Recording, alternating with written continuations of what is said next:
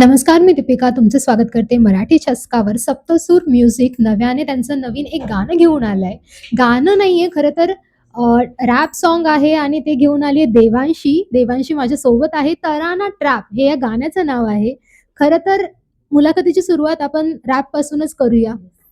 नमस्कार, माझं नाव देवांशी पवार. माझं स्टेज नेम आहे देवांशी आणि देवांशीचा अर्थ देवाचा अंश म्हणजे पार्ट ऑफ गॉड. तर माझ्या गाण्याचा एक वर्स मी सादर करते.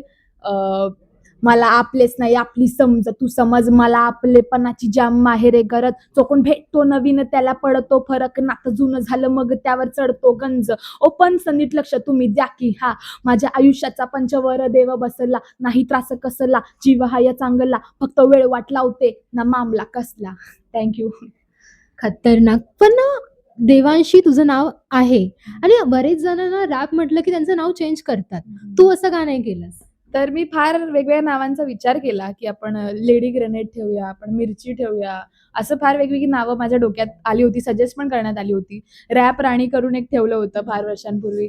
पण नंतर मला असं वाटलं माझ्या नावाचा अर्थच इतका स्ट्राँग आहे, की पार्ट ऑफ गॉड म्हणजे अक्षरशः देवाचा अंश. इतकं सुंदर नाव जर माझ्या घरच्यांनी मला दिलेलं आहे, तर त्यालाच आपण एक स्टेज नेम बनवू शकतो असं मला वाटलं. त्याच्यामुळे मग देवांशी हेच माझं स्टेज नेम आणि देवांशी हेच माझं नाव. खरं तर रॅप एकंदरीत खूप छान असं मुंबई वाईब पूर्ण कव्हर करण्याचा प्रयत्न केलाय आणि मला असं वाटतंय की खूप वेगळ्या प्रकारे शूट झालंय ह्याचं. काय नेमकं कसं शूट झालंय? तर मुळात व्हिडिओची कॉन्सेप्ट पूर्ण सप्तसूर म्युझिकची आहे, की आपण मुंबईचा बॅकड्रॉप दाखवूया, आपण सीलिंग दाखवूया, गेटवे दाखवूया आणि मुंबईचं जे कल्चर आहे ओव्हरऑल त्यात तुम्ही बघाल तर बी-रोल्स आहेत खूप सारे. टॅक्सीवाल्याचे, ट्रेनमधले, नंतर वेगवेगळे मॉन्युमेंट्स आहेत. तर ते मुंबई कव्हर करण्याचा प्रयत्न आम्ही केला आणि ती कॉन्सेप्ट सप्तसूर म्युझिकची होती. त्याचबरोबर ए.के. विजन ज्यांनी शूट केलेलं आहे हे गाणं.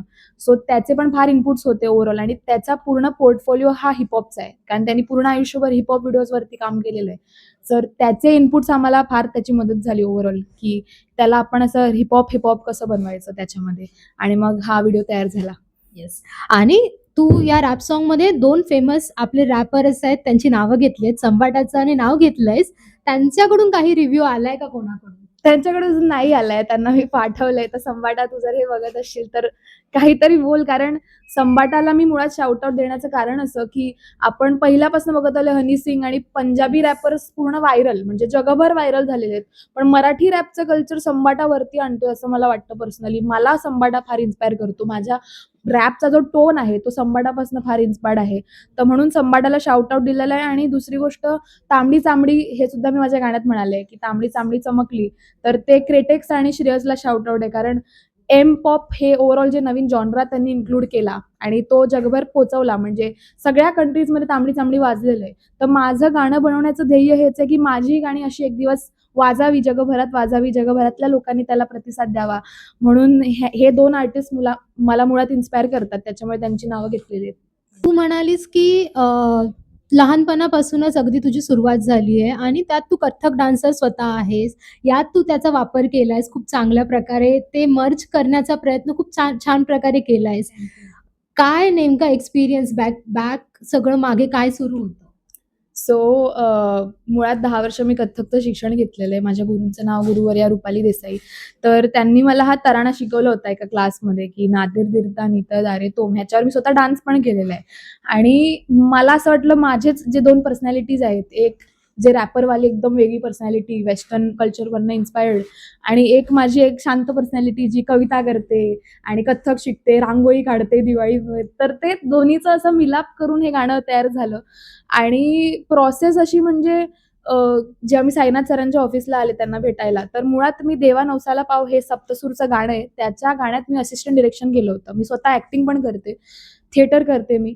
सो तेव्हा सरांना मी असं 15 सेकंदाची रील दाखवली माझी, की "सर हे बघा मी रॅप पण करते." आणि तेव्हा गाणी रेडी नव्हती. मी गाणी तयार केली नव्हती. मला इंडस्ट्रीचा एक्सपिरियन्स इतका नव्हता, रॅप इंडस्ट्रीचा सो फार. तरी तेव्हा एका त्या भेटीत सर मला म्हणाले, की "नाही आपण आपण करायचं. आपण तुझा रॅप बनवूया." आणि माझ्यासाठी त्याच्यापेक्षा मोठी पावतीच नाही आजपर्यंत. कारण तू एका 15 सेकंडच्या रीलमध्ये जर एवढा मोठा प्रोड्युसर आणि एवढं मोठं चॅनल तुमच्यातल्या टॅलेंटला ओळखतंय आणि त्याला एक वाव देतंय, हे माझ्यासाठी फार सरप्रायझिंग होतं. आणि सर म्हणाले, "करूया." आणि सरांनी पण फार तेवढंच सिरियसली घेऊन माझ्यासोबत काम केलं, व्हिडिओ बनवला ओव्हरऑल आणि पूर्ण टीम मला फार आवडते त्यांची. कारण कधीही मी या ऑफिसला आले, कधीही इव्हन सेटवरती पण मला नेहमी असा घरच्यासारखा एक फील येतो, की आपलीच माणसं आहेत म्हणजे, की ह्यांच्यासोबत मजा येते ओव्हरऑल काम करायला. सो त्यांच्यासोबत बसून त्यांनी मला म्हणाले, की रेलेव्हंट काहीतरी असं लिही, की जे जे सगळीकडे रिलेट करू शकतो आपण असं. सो ओव्हरऑल गाण्याची प्रोसेस अशीच आहे, की माझे थोडे लिरिक्स, त्यात थोडंसं कथ्थकचे बोल आणि मग रेलेव्हंट विषयांवरती टॉपिक आणि मग पूर्ण तयार झालं गाणं. अशी प्रोसेस आहे ओव्हरऑल. बरं, तू रॅपकडे कशी वळलीस? कारण लहानपणापासून एक असतं ना, एमिनेम ऐकणं, हनी सिंग ऐकणं, असं सगळं असतं. मग तू रॅपकडे कशी आलीस?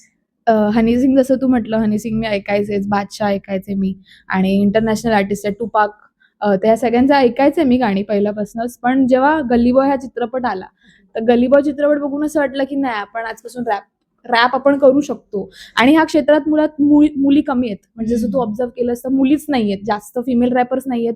मराठी हिपहॉपमध्ये तर मुलीच नाहीयेत अक्षरशः. तर मग मला असं वाटलं, की नाही आपण आपण हे करूया, आपण हे करू शकतो आणि ते लोकांना आवडतंय. कारण जिथेही मी जाते, एक झलक मी करून येते आणि लोकांना ते फार आवडतं. तर म्हटलं नाही आपण करूया. तर ओव्हरऑल मला वाटतं मी 7वी-8वीत असल्यापासनं हिपहॉप आणि रॅपमध्ये एंटर केलं आणि right now I am 19 years old. मी 19 वर्षाची आहे. मी सेकंड इयरला आहे कॉलेजमध्ये. तर मग आणि मुळात मी फार खुश आहे, की माझं रॅपचं डेब्यू सप्तसूर सारख्या मोठ्या पेजवरती झालेलं आहे. कारण स्ट्रगलिंग म्हणजे रॅपमध्ये फार स्ट्रगल आहे असं मी म्हणेन. हिपहॉपमध्ये ना अजूनही वाव नाहीये इंडियामध्ये जेवढा मिळायला पाहिजे. तर लोकं असंच पहिलं गाणं असं फोनवर रेकॉर्ड करतात, कुठेतरी असं ट्रेनच्या वगैरे बॅकड्रॉपला आणि टाकतात. तर माझ्यासारख्या आर्टिस्टला एक लेबल मिळणं, सप्तसूरसारखं मोठं लेबल मिळणं आणि पूर्ण प्रोडक्शन म्हणजे एकदम सेलिब्रिटीवाली फीलिंग मिळणं, हे हे अजूनही मला बिलीव्हच नाही होत, की मी हे अचीव्ह केलेलं आहे. सो फार छान वाटतंय, की डेब्यू माझं झालेलं आहे. बरं, जाता-जाता प्रेक्षकांना काय सांगशील? आणि देवांशीची नेक्स्ट पावलं कुठे पडणार आहेत? काय आहेत प्लॅन्स? सो मुळात मराठी चालू केलंच आहे मी, पण मला मराठीपर्यंत सीमित राहायचं नाहीये. मी हिंदीमध्ये सुद्धा लिहिते, मी इंग्लिशमध्ये सुद्धा लिहिते. तर तसंच वेगवेगळ्या भाषांमध्ये रॅप बनवायचे आणि वेगवेगळ्या लोकांसोबत कोलॅबोरेट करायचं. त्याचबरोबर माझं जे ॲक्टिंगचं करियर आहे ते मला ग्रो करायचं आहे, की मी थिएटर न करता अजून कमर्शियल ठिकाणी वळू असं मला वाटतं. आणि प्रेक्षकांना एवढंच सांगेन, की आपल्या कलेशी निगडीत राहा. जे काही आयुष्यात तुमचं जे काही असेल, तुम्ही जे काही जॉब वगैरे करता ते सोडून तुम्हाला जे करायला आवडतं ते करायला पण तेवढा वेळ देत जा आणि तराना ट्रॅप लवकरात लवकर जाऊन ऐका, इतकं म्हणेन. Thank you so much. Thank you.